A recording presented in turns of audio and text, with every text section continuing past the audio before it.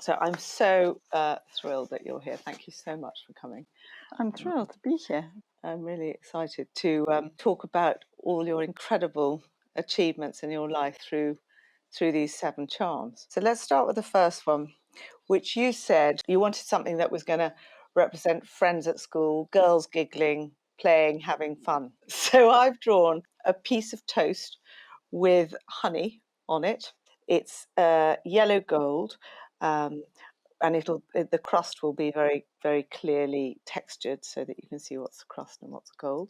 And then the honey I've represented by yellow and orange sapphires dribbled from the spoon onto the toast. And it's a locket, so it opens, and I've kind of, inside the locket, I've just put your name, engraved your name, so that it's really personal. I just wondered, could you just paint a bit of a picture of your childhood? Well, I was one of 5 children, so I'm a twin with twin sisters and a middle sister. So my mum had 5 children in 4 years. Wow. But my twin was a boy, so I went to a single-sex school. So Hugo went to different schools to me. Friendship and girl friendship was always incredibly important, and in some ways built my need for connection. So I think being a twin has wired me to want to connect in a very deep way. If you think twins in utero, they kind of suck each other's thumbs, they push against each other's feet, and their legs and arms are often interlinked. So school was my relationship with my teachers, and my relationship with girlfriends was incredibly important. And actually, it was a place that I learned to work, and that has been kind of a really pivotal kind of line, if you look through my life, is my capacity to work. And I find it very stabilizing, because emotional relationships, family relationships, are much more messy and chaotic, and in a way you have much less control and much more to lose. Girl friendships and school was, sitting on the hot plate. What do you mean sitting on the hot plate? So I was at at a terrible school called Northall Lodge, which there was this hot plate where the school was freezing. We had to do our own washing. I mean, at school we had to polish the floors in our bedrooms, and we did for meals. There'd be a rota, and we'd fill the dishwashers, empty the dishwashers, serve the food. I mean, we were it was quite an old-fashioned school. I thought my old school was old-fashioned. But also we would, so the Sundays and at tea time, you got bread and you could make toast, like you talked about. So sitting and eating incredibly unhealthy white bread with masses of butter. Yeah. As a way to keep warm. It's sort of kind of enormously comforting, but it was a convening power, bread and toast. Yeah. So that does speak to me. Just going back to, I think I'm right in thinking that your mum was an alcoholic. Yes. And just tell me about that, because growing up in that kind of environment must have been incredibly difficult. And I'm wondering whether school was a bit of a relief from that.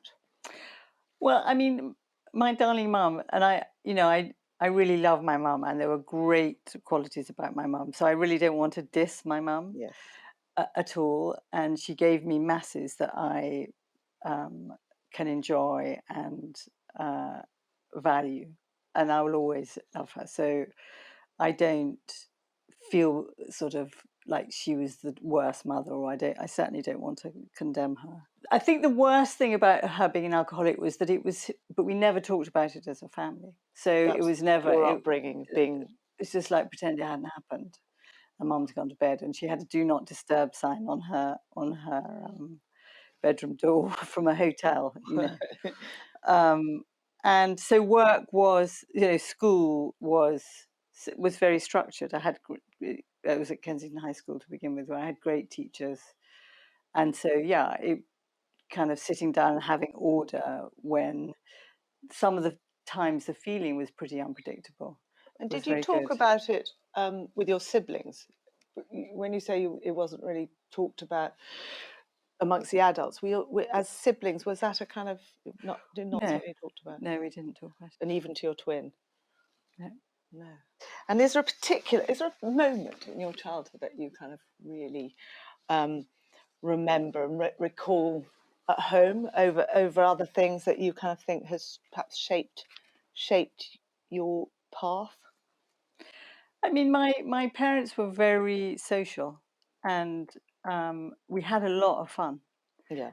And so there were people living with us, strange people living with us sometimes, but interesting people living with us, and Artists and artists and writers and people who didn't have a home.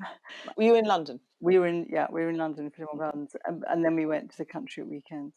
So Right. I think the thing that one of the great gifts I think from my childhood was this capacity to engage with strangers, to be able to be socially confident, because we were always surrounded by lots of people, and my parents had I was obviously very privileged, and we had a house in the south of France, so there were always people staying, and so you'd be plonked next to anybody and chat. Well, so all of so relevant to What I'm doing, what you're yeah, doing. yeah, yeah. Yeah. And going to AA first was kind of let me recognize that you could talk about your feelings, which I honestly didn't know was a thing that you could ever do. Just talk about that a little bit, because for those people listening, they might not know that you went to AA. So you obviously went to AA. Were you worried that you were going to follow in your mother's footsteps, or were you showing signs of following in her No, I'm footsteps? very addictive, and Right. I kind of use it as an engine to support me. So I think being quite compulsive can be useful. Yes, no. So I went to AA because I didn't really feel like I had breaks. So I would have one drink or two drinks, and then once I'd had two, You I were off. wasn't sure. I don't think anyone would have called me an alcoholic, but I could certainly see that it was a risky road. So I stopped drinking at 26, and I haven't had a drink since. And Um, have you ever missed it? Do you ever think, well, no, I don't no? miss it at all. Well, I guess, yeah. But 26, wow. So I was young. Yeah. But I mean, I did everything. I got married at 20. I'd already had 3 kids by then. But let's just go back a step. We're going to go to your next charm, which you said was kind of falling in love, getting married age 20. And I think that you can tell me, but I think you met in Scotland or spent a lot of time in Scotland. So I've drawn this charm as the Scottish thistle. Nice, I Um, love that. I think it would be very beautiful. It'd be three-dimensional. The amethyst would be carved amethyst to represent the colour of the flower of the thistle, and then the leaves I've drawn as pave set diamonds in white golds, and it has the actual shape of the thistle leaf that itself. I've done as yellow gold in the shape of the thistle leaf, which is very specific, and I've engraved Michael onto it That's nice. to represent your husband. Yeah. But age 20, I mean, that's unbelievably young if we think about it now. Yeah. It How was did you, even young then. was it? Yeah. None of my friends were getting married. Oh, so I'm dying to know all about that. Well, first of all, how did you meet? Well, he was a neighbour in the country. So my parents had known each other all their lives. My father was a merchant banker, and Michael's father was a merchant banker. So Right. they'd known each other. And my elder sisters had gone to Michael's parties. But I actually met him through his best friend, David Gibbs, who has died, actually. He died the year before last. Yeah. And do you remember, was it love at No, it was best friends at first best sight. friends? So we became friends very quickly, and we both liked food, and so he'd take me to delicious restaurants, and he drove me down to south of France with my parents, and we just got on really well and had a really great time. And then I went to stay with him in Scotland. Then I went to stay with a friend in Scotland. I wasn't having a nice time, so I came back. I rang Michael. In those days, there were no mobile phones, obviously. Yeah. Said, "Can I come back and stay with you in Furness?" He said yes, and then that's when we started going out. And the rest is history. Yeah, Sort but of slightly, but that so was I was 18. wow. So none. Is he a bit older than you? He's 7 years older than me. Okay. But I always felt I was more grown up than him, to be honest. Isn't that a girl thing? Aren't women mainly more mature? Yes. Aren't they, on the whole? But did you feel nervous about it? I mean, did you? No, because I didn't know what I didn't know. I was, I had blissful ignorance. Yeah. I knew that we got on really well. I knew that I trusted him and I really liked him. I mean, he Made you laugh? He made me laugh, and he's clever and kind. On that point, what do you think is the secret of a marriage that is 43 years? One aspect of it for me is that it's a decision. A lot of it is small acts of kindness. So I don't think it's the big displays of dinners and holidays. I think it's small acts of sweetness. I mean, now it's like finding each other's phones or glasses or keys. It's all sounding very familiar. And so, if he loses his, he helps me. And I always find that very touching and very sweet, and vice versa. Or it's bringing each other a cup of tea, or, a peck on the cheek, or doing something surprising and small and sweet rather than something big. But our 40th wedding anniversary, we had a Jewish blessing. We'd been married by Julia Neuberger when we were 20, and she blessed us at 40 years. It was lovely. How wonderful. And so we did the blessing and the service with all of our children and all of our grandchildren. So your next charm is to represent your family and your 4 children. I've taken inspiration from the front cover of your book. Every family has a story. Oh, yes. Nice. Yeah. I love the charms that spin and are very playful. So you'll see that the frame of this charm is just exactly as I said, as a frame, and has some diamonds on each point.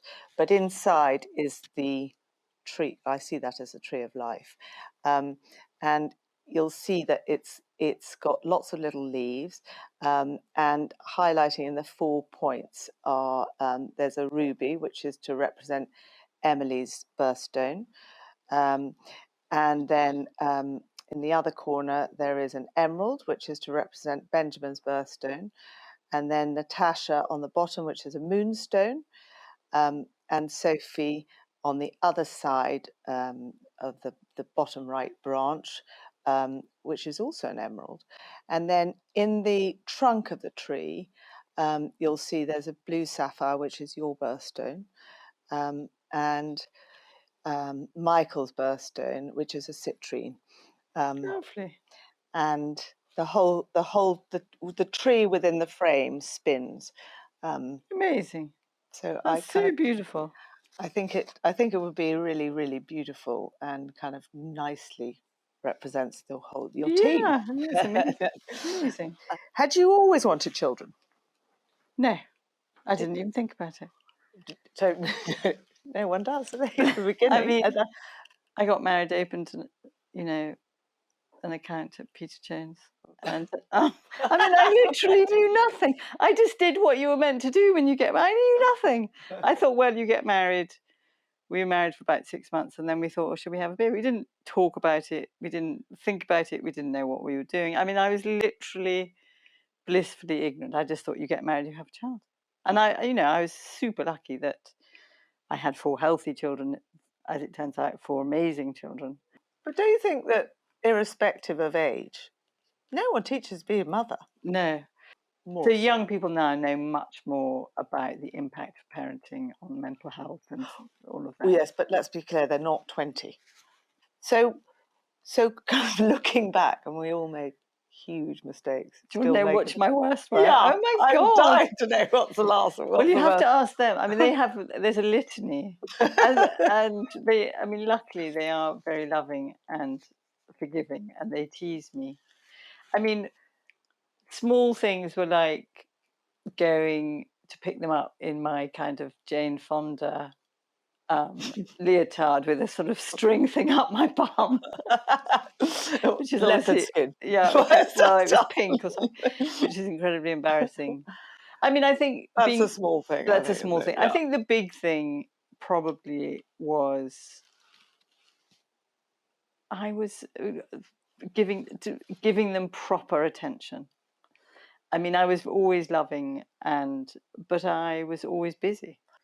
But do you think you, as a parent, for you, did you kind of, you said you were very, you just went into it, but did you consciously kind of do things differently from your parents? I did consciously do quite a lot of things Well, differently you did. from my parents. Okay, well, we know part of that. Was staying sober, Yeah. but which was a big thing. But yes, no, I very consciously behaved differently to my parents.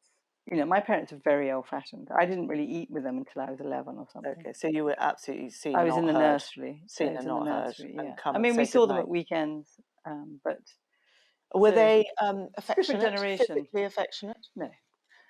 And did you find that hard, or did you not really? It was just life. Well, it was just what I knew. I mean, my mum, I could, you know, as I got older, I used to make her put her arms around me and give me a hug. Yeah, I mean, they were very much the product of their upbringing in the wars and their own losses, and so I was always very physically affectionate with my kids. Well, that kind of leads me onto your next charm, because I want to talk to you about how you got into psychotherapy, and because I've designed your next charm, taking inspiration from the logo for Child Bereavement UK. So it's a sunshine, and so it's a yellow gold sun with gorgeous moving sun rays. So they, bit like the one I've got on. So Lovely. and it's got little pink, sorry, not pink, yellow and orange sapphires to highlight the darker, the more orange parts of the logo, because I love the fact that the sun burns hot and warm, and it's such a happy emblem. But I just I guess I was trying to understand how you went from decorating and having 4 children to what you're doing now, what your career became. Well, it was through listening in Al-Anon that I recognized that people could talk and then about what they felt. And then I was on the committee of, then it was called Birthright. It's now called Wellbeing, which was the fundraising arm of the Royal College of Obstetricians and Gynecologists, the RCOG. Right. And I learned that people had babies that died, and cot death and stillbirth and miscarriage, something that really hadn't kind of hit my radar at all.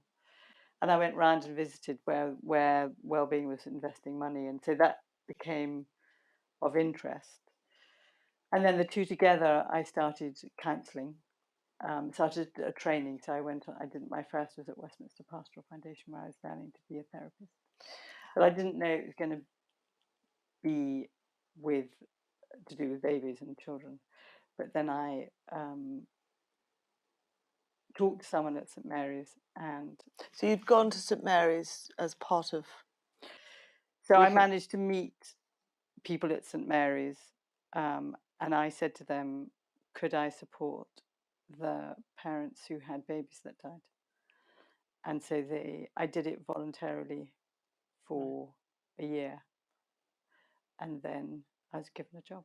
And very quickly understood that gig, you were obviously very, very good at it. I don't know that I thought I was very, very good at it. I knew because I'd done volunteering work when I was training as a therapist. I knew that I'd find what I wanted to do, and I knew I'd find what I wanted to get better at, and that this did something for me that nothing else did. And I was at St Mary's 25 years, and so it was. I feel like St Mary's is the kind of mother and father of my professional self. It gave me so much. I'm on the ethics committee of Imperial College, which is part of St Mary's now. Yeah. So I'll never leave, really. How have attitudes changed to bereavement since you first started? I mean, I mean, my focus at St Mary's was baby and child death, where babies, if they were miscarriages under 24 weeks, they were taken out with the rubbish. So there was no real ritual or acknowledgement that this was a baby. So it was very much like a biological mishap. And the idea of forget and move on, what you don't see isn't going to upset you. But obviously, it was changing when I got there, and that was why I was lucky. You know, often things that happen, I turned up at the time they were thinking about what can we do to support parents who are bereaved, who have babies and children that die better, and I offered myself. And from there, with the teams at St Mary's, we developed practices that were, you know, much more compassionate and gave people time to create memories, and did a lot of training for the staff, how to communicate bad news, how to support themselves.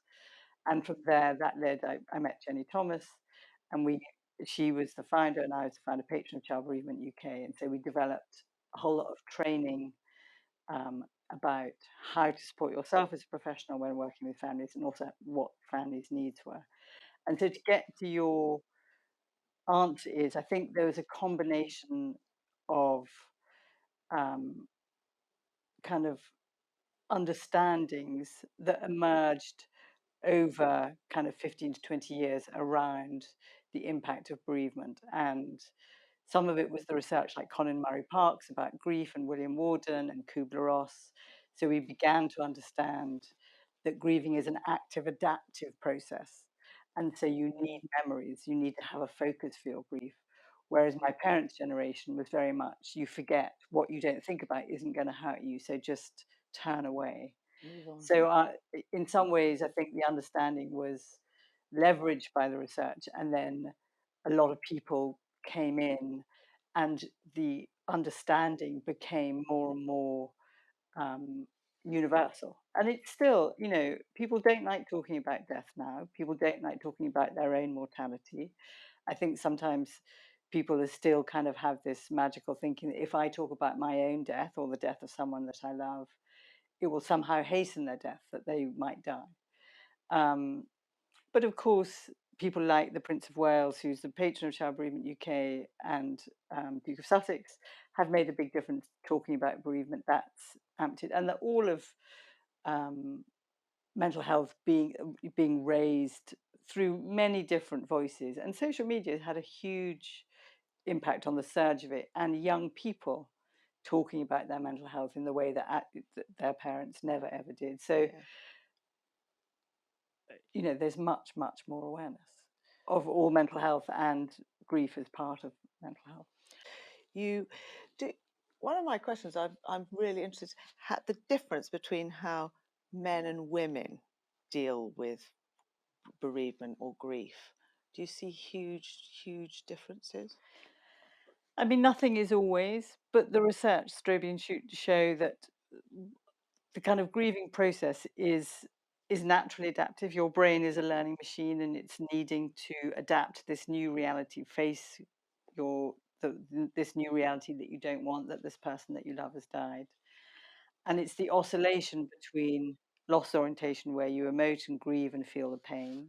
The thing I talk about, pain is the agent of change, and restoration orientation, being okay, moving forward, getting on with your life. Mm-hmm. And it's the movement between the two that allows you to manage it, so that you would have a big cry or talk about your mum, and then you'd kind of feel release from that, and then you'd go and work on the fish business, say, or your business, or have fun with a friend, or go for a walk, and Yeah. then you can feel the kind of feelings come through, and if you let them out. Men tend to be restoration oriented. They tend to want to go forward, have hope for the future, and not be loss oriented. Women tend to be loss oriented. So they want to emote, they want the memory book, they want to feel, they more ruminate, they have more guilt, in my experience. They go back and have a lot of what ifs, if only, you know, why didn't I? And so when I work with couples, you know, I suggest they help each other do a bit of the other, so that the man can help the woman be restoration oriented, and she can help him be loss oriented, so that they can Otherwise, he thinks she's nothing but a kind of wet rag, and she thinks he's a hard bastard, basically, Yeah. who doesn't Yeah. care. But does it take longer? Do you see grief? Does it take longer for men to get over it, or because they? Oh, the restoration Yes. orientation. So the research about men is, for instance, that men whose partner dies, what people say about men is men replace and women mourn. So men tend to have a new partner within a year of their partner dying. Yeah. Women kind of 3 to 5 years. But also, if men don't get a new partner, they fare very badly. So their outcomes are much worse when they don't have a new partner. So women often bring the social connection, worries about their health, go to the doctor. I mean, Yeah. I think it's a bit kind of simplistic because obviously Yes. it's different with different generations. But certainly older men don't manage well without being. The research shows that men who don't get a new partner don't do so well. So about the length of time, you can't really measure grief because it comes and goes. Yeah. It's sort of I was thinking particularly of children. Actually, I was thinking when a child dies, because I hear exactly what you say when a partner dies. But is it very different type of grief for when a child dies? I always think that if I could have a kind of lens inside, the level of the pain would be exactly the same. Mm. And it would be the child's space where the absence is so agonizing. I think what men do with it, how they express it in comparison to women is very different. And they tend to get busy. They tend to anesthetize. Yeah. They want another child. They go back to work sooner. They want to get on. They want to move house, whatever. And women, tend Find it not to. hard. Mm. So the next charm, you really talked about how grateful you are for your job and how you love your job, and I kind of I just see I've seen this as you've written so much, so many books, 3 books, um, and what you do for other people is kind of the way I see it, and I've seen it on your website, is some hands.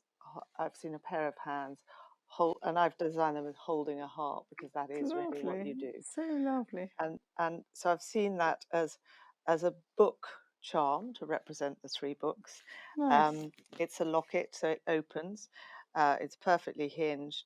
The heart is really just I've taken the inspiration from your from that part of your website. So it's blue sapphires on one side of the heart and graded to grey and then to white diamonds at the top. Beautiful. Um, and the hands are absolutely holding For the my heart. touchstones. Yeah, it's Yeah. lovely. Could you just explain, for my benefit anyway, the difference between psychotherapist, counsellor, um, psychiatrist, and psychologist? So most governing bodies of psychotherapy and counselling see a counsellor and psychotherapist as interchangeable job titles, as it were, as Oh, really? professions. But some psychotherapists, their training has been more academic. Maybe they may have had a master's. It may have been longer training than counsellors. So so the two BACP, which is the British Association of Counselling and Psychotherapy, which is the biggest organisation for therapy counsellors, sees them as terms that are interchangeable, but UKCP doesn't, which is a smaller one for psychotherapists. A psychologist is someone who has trained how the mind works. So they've done kind of a lot of training about the biology, about behavioral responses. So they will have done some research on behavior. And then they can specialize in different fields. So it might be education psychology or different types of psychology. Okay. So they're more medically, biologically informed. Psychotherapists and counselling are informed by their different models. There are 3 different models: Right. psychoanalytic, humanistic, and cognitive behavioural. And they're more integrated now. They're each taking things from each other. And then a psychiatrist is someone who is medically qualified, who's then gone to specialize in psychiatry. So they're the only people who can prescribe medication Oh, right. Okay. for depression or schizophrenia, and they don't necessarily offer talking treatments. So psychologists and psychotherapists offer talking treatments. Some psychiatrists do, and some psychiatrists go on and train in psychotherapy as well. Because it's incredibly common now, I think, for people to go and see a counsellor or psychotherapist. But I've always wondered how you know who you're supposed to be going to see. So actually, that's I mean, I think you do want people that have had kind of ethical and robust training. I also think that a lot of it is subjective to your relationship with the person who you're seeing. So all of the research shows it isn't the model of the therapy that predicts good outcomes, but the quality of the relationship with your therapist. right. So if it's the therapist that you trust and you feel that they get you, Yeah. and that you can then be open with, your outcomes are going to be much better, whatever your training and whatever your model. So do you have occasions where somebody will come and see you, someone you haven't met, where you'll say, "I'm not sure this is going to work"? Yeah, And does that happen often? not that often, but it definitely It happens. does happen. Yeah, definitely. And is that quite hard in itself? I'm thinking about as the patient or Well, an analyst would call it a patient. I call it a client. a client. But by saying that to a client, will they come back and say, "Look, I really do want to see you," or is there a kind of feeling of rejection? Because I can get there might be a massive feeling of rejection. Well, I think I do an assessment, and then I would say that I don't think I'm the best person for you. I think the best person for you is more someone like this, and I can't offer that. So it may feel personal, but it is in some ways ethical, because if I'm not being honest about what I think I think you need, and what I can offer, if there's a discrepancy between the two, I should never go into contracted Yes. agreement with you of offering you therapy. It would be absolutely wrong. Yeah. Is it a kind of never-ending process, or is there a time frame where people can realistically say, "Oh, Julia, if I come and see you, it's going to take a year or 6 months," or because So time, I mean, time is really interesting. So different therapists use time as in different ways. So IAPT, which is the NHS counselling service that Yeah. came in about, I don't know, I can't remember that, 5, 6 years ago, probably more. They offer time limited counselling. So you'd have 6 or 10 or 12 sessions. And so that would be a particular issue focused. It may be, depression, it may be anxiety, and it's most likely to be CBT, cognitive behavioral therapy. Yeah. If you went into analysis with a psychoanalyst, you may see them 3 or 4 times a week, and you may see them for decades. So that's you Right. sign up for that, which is much more about making the unconscious conscious and working. You work in a very different way. So I tend to see people weekly, sometimes twice weekly. I will work with them, I mean, most likely a year, but sometimes 2 or 3 years, Would that be and typically some longer. around grief, or around every family has A story. has a story? So I see some whole families. Um, I've chosen that half my caseload isn't grief. At St Mary's, it was all just grief. child death. Yes. But I've left there. So now my caseload is probably 60% grief. So other people come from marital counselling, individual, they're dissatisfied with their life, or something's gone wrong, or I can't imagine how you can separate yourself from some of the tragic stories that you hear. How can you go home and cut it off? I know you talked about rituals, but I'm still like, it must be so hard. well, I think both is true. Is that so? My sense of threat about people suddenly dying would be very different to yours. So if my children have a headache, I think they have a brain tumor, or so because that is what I see, like 15, 16 hours a week is that something terrible happens completely out of the blue. So I spend, so much time doing that. But on the other hand, that in a way means that I really appreciate life, and I feel incredibly grateful for being alive. Every day I count my blessings and my children's blessings that they're alive. So makes me realize the kind of preciousness of life. And also, I really do know that this is their story and not my story. So I may have feelings that kind of get embodied in me, but I take a lot of exercise. I do lots of things that help kind of get that out. Yeah. And I do have this capacity to recognize the difference between you and me and your story and my story.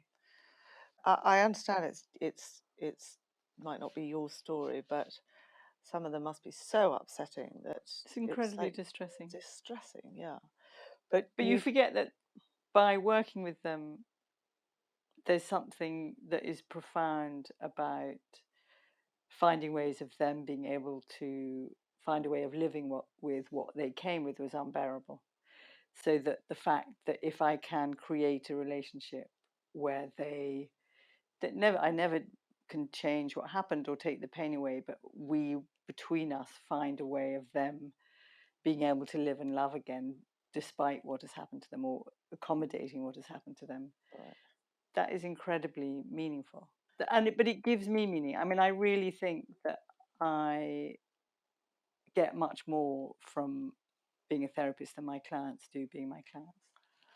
Gosh, that's very generous. That's That's what I genuinely incredibly think. generous. That's what I genuinely think. But that's interesting what you say, that it makes you grasp life for today. Yeah. Absolutely. Well, not always. I can be a right brat sometimes, but when I'm at my best, Yes. when I really have to, I really know what matters. And you talked about rituals, which is, I assume, why I've drawn your next charm as a Buddha, because I love the idea of the Buddha. I've drawn it in yellow gold, with lotus leaves in diamonds at the bottom, just sitting as a Buddha does, very peacefully, with a tiny pearl that will dangle when it hangs from your necklace or bracelet. Beautiful. But tell me, because you have a Buddha statue. Tell me about that. So luckily we went to Burma in 2015. Oh wow! So yeah, Not just before. Yeah. And we saw this amazing Buddha, and we fell in love with it and bought it, and it amazingly did arrive here. And so now Giant Buddha. it's Is it? big. It's quite. No, it's not giant. I mean, it's 2 tons, so it's Quite big. giant. But it's marble, so it's Okay. heavy. It's Or it's a okay. ton and a half or something. It's quite big. Yeah, quite big, It's quite taller than chunky, me. chunky, It's chunky. chunky. It's taller than me. Right. Quite a bit taller than Oh me. yeah, no, it's big, So I yeah. come to its shoulder, I think. Right. And I go up there every week and put a blessing in its hands to say thank you for the people that I love who are significant to me being alive, and for my week, and feels such a lovely thing to do.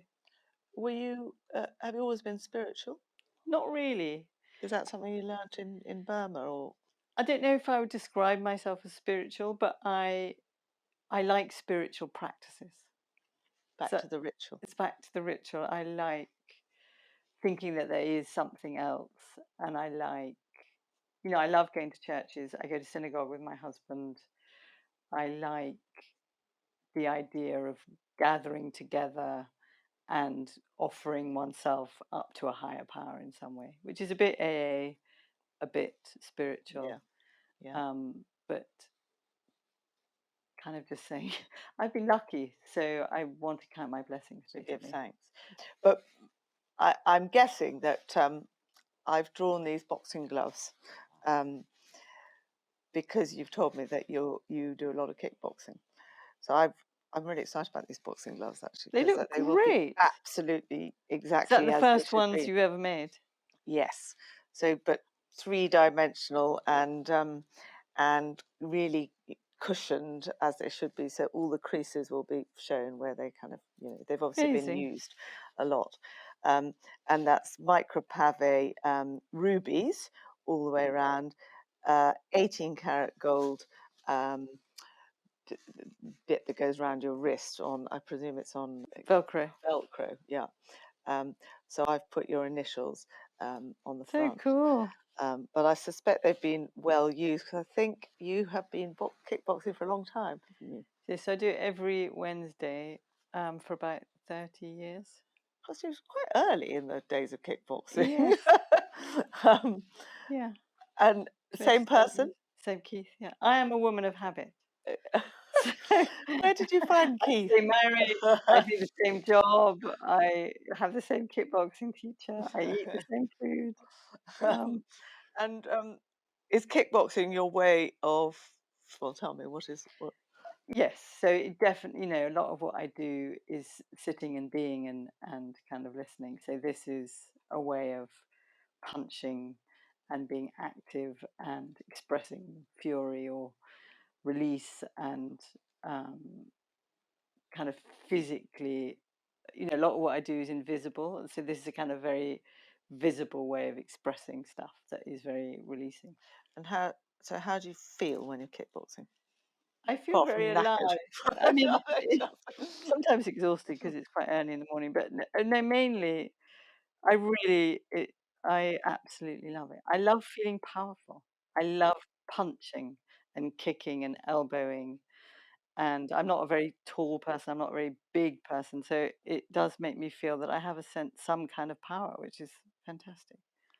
And that's it. So, and then that's a real, because I presume you have to really concentrate on what you're hitting Punching. this bag. Actually, when I drew the gloves, I'm like, I've never done kickboxing, but I was suddenly thinking, do you need gloves actually, or do you not just you don't need gloves on your hands? I do need gloves. I use gloves. And I use my legs and elbows and knees and Okay, so it's a real physical thing where you have to focus entirely on what you're doing. yeah. So that's a kind of true Great. escape, which is Yes. what I was like. Do you see yourself ever doing anything else? Other than kickbox? No, Other than job? other No. than your job. I mean, I will stop writing books probably. I'll stop probably doing things like this, but I'll never stop being a therapist. That's absolutely at the heart of me. And when if I live long, which I hope I do, you'll You'll have still to be doing peel away me off my chair. Yeah. No, I mean, I love my job. You find it immensely rewarding. And fascinating and I feel like I've, particularly within the NHS, but actually also in my private practice, I sat in W2, but discovered whole worlds of, different countries, different faiths, different ways of being, different relationships. So I feel like I've traveled thousands of miles psychologically while I've sat in one place. And so I learn all of the time. And I love the depth of connection. And I just feel lucky I find something that I can do. Yeah. Well, that's obviously why you're so good at it, because I think you can't be good at something you don't love. I don't think. Not Yes, in a I don't know relationship. that I'm so good at it, but I do love what I do. But no more books. I don't know, not for the moment. Not for the There's moment. that huge energy. I don't know how you find the time actually to write books. I did them very early in the morning and at weekends. So I'd So is there a wake up at 5. process, cup of tea, So quiet? I'd wake up at 5, I'd write for 2 hours, do my exercise, go to work. I mean, certainly if grief works, I wrote like that. And I was obsessed. And the last one, every family has Has a a story. story. I loved writing that. But once I'd got and knew how to write, I felt I wrote it better. I have Because not yet read it. no, I'm no, looking forward to it. No, I'm really looking forward to it, because I yeah, think the subject's so it is really fascinating. interesting. Yeah, absolutely fascinating. Anyway, thank you so much. I've so enjoyed talking to you. It's been Thank absolutely you. fascinating. I'm absolutely horrified about how open I've been. I'm going to really regret it. Julia, as a thank you, I would really like to make you one of these Oh, charms. wow. But Gosh. I'd like you to choose which one you'd like me to make. Oh, my goodness. I know which one, but I absolutely know which one I would like you to make. I think I But know which one you'll choose. But tell me. if you really would, that would be amazing. It would be the family one. Yes, I thought you'd choose that. Yeah, I'd love to make that. I think Would it'll be you? divine. Of course I will. Yeah, Oh my God, of course. that's amazing. I'd absolutely love to make it, and I Wow, think it'll be. Well, it's as I said, it's that would just be your whole incredible. story. I hope in one charm. That would So when be when you amazing. pass that down, that'll be the story. Yes, that's incredible. I would absolutely love that. I didn't Okay, realize that was. but I'd love to make it, and Gosh, I will let you know as soon as it's ready. that's amazing. No, well, that's Thank an you so much. absolute That's so pleasure. generous. Well, thank you so much for your very valuable time. Oh, well, that's Cool. There we a go. pleasure. Cool. Thank you. Great.